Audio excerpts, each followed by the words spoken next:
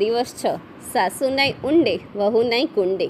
સાસુને વહુ હતા એવામાં પુરુષોત્તમ માસ આવ્યો. સાસુએ કહ્યું, વહુ, કાલથી હું નદીએ નાહવા જઈશ અને બધું ઘરકામ તારે કરવાનું, બરાબર ધ્યાન રાખજે. વહુને પુરુષોત્તમ માસ નાહવાની ઈચ્છા હતી. તે બોલી, બાઈજી, હું નદીએ નાહવા આવીશ. બેસ બેસ, મોટી ભક્તાણી ના જોઈ હોય તો. તું આવીશ તો પછી ઘરકામ કોણ કરશે? તારે વળી પુરુષોત્તમ માસ શાનો? પુરુષોત્તમ માસ શરૂ થયો. સાસુ નદીએ નાહવા ગઈ. વહુ બિચારી ભગવાનનું સ્મરણ કરતી કરતી ત્રાંબા કુંડીમાં પાણી લઈ નાહવા બેઠી.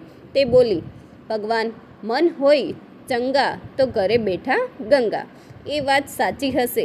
જો એમ હોય તો હું પણ આ ત્રાંબા કુંડીનું પાણી ગંગાજળ માનીને સ્નાન કરું છું. ત્યાં નદીએ નાતા નાતા સાસુના હાથેથી વીંટી નીકળી ગઈ અને ઊંડા પાણીમાં ખોવાણી. ઘણીવાર ખોડી, પણ એટલા બધા પાણીમાં ક્યાંથી ચડે? સાસુ તો નિરાશ થઈને ઘરે આવી. અહીં વહુ સ્નાન કરતી હતી. ત્યાં તો તેણે ત્રાંબા કુંડીમાં સાસુની વીંટી જોઈ. તે સાવ ભોળી ભલી હતી. તેને થયું કે સાસુજીના હાથેથી દેગડામાં નીકળી પડી હશે. સાસુ નાહીને ઘરે આવ્યા એટલે વહુએ વીંટી આપીને કહ્યું કે મને ત્રાંબા કુંડીમાંથી ચડી. સારું થયું, લાવ, કહી સાસુએ વીંટી આંગળીએ ચડાવી દીધી. બીજે દિવસે પણ કૌતુક થયું. સાસુ નાહતી હતી ને ગળામાંથી હાર તૂટી ગયો ને નદીમાં ખોવાણો. સાસુનો તો જીવ કપાઈ ગયો. બીજે દિવસે પણ વહુને ત્રાંબા કુંડીમાંથી હાર જડ્યો. સાસુએ ઘરે આવતા જ વહુને કહ્યું, બાઈજી, લો આ હાર મને ત્રાંબા કુંડીમાંથી ચડ્યો. સાસુને શંકા પડી. તેનું મન ચક્રાવે ચડ્યું. તેને થયું, જરૂર વહુ ડાકણ થઈ છે. નદીમાં ખોવાયેલી વસ્તુ તેની ત્રાંબા કુંડીમાંથી ક્યાંથી મળે? આ તો જાદુગરણી, ચોરટી, મારી વીંટીને હાર એણે જ ચોર્યા અને મને ચમત્કાર બતાવ્યો.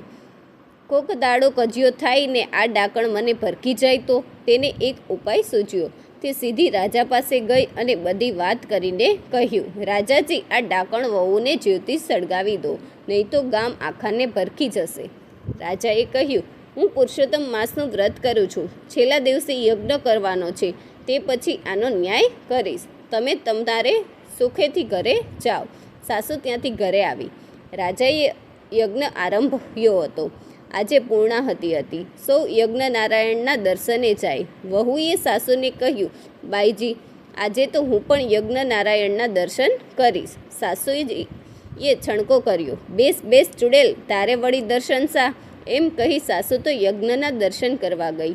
વહુનો જીવ જાલ્યો ન રહ્યો. તે પણ ચોરી છુપીથી દર્શન કરવા આવી અને સહુની પછવાડે ઊભી રહી. યજ્ઞમાં પૂર્ણાહુતિ આપતા જ ચતુર્ભુજધારી ભગવાન યજ્ઞ નારાયણ પ્રગટ થયા અને સહુ પછવાડે ઊભેલી વહુને આશીર્વાદ આપી દર્શન દીધા.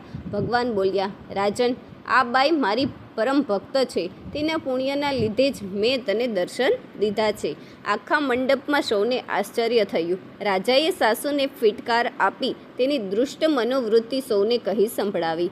વહુને તો સૌ ફૂલોના હાર ચડાવવા લાગ્યા. સાસુ તો મોં છુપાવીને નાઠી. રાજા પ્રસન્ન થયો અને વહુને અડધું રાજપાટ આપ્યું. શ્રદ્ધાના બળે વહુને ઘરે બેઠા ભગવાન પુરુષોત્તમ રાય ફળ્યા.